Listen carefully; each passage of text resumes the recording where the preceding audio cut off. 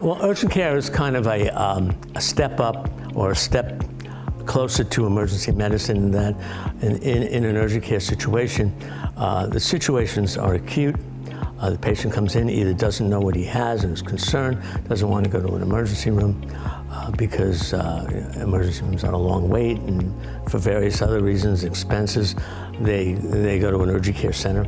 And in the urgent care milieu, the patients are treated for acute conditions, usually relatively minor.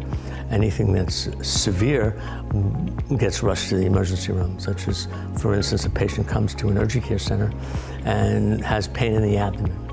Well, it's up to the physician who sees him or the provider who sees him or her to decide whether that person needs to have more testing done acutely or in an urgent care center, an acute situation is treated, such as an acute injury, a sprain of the ankle, a laceration, a wound injury, an acute wound, or acute symptoms that are just recent and the patient doesn't know what he or she wants and wants to be cared for.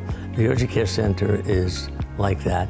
It's kind of a step up or step between an emergency room, an acute care center where critical patients are taken care of, and a doctor's office.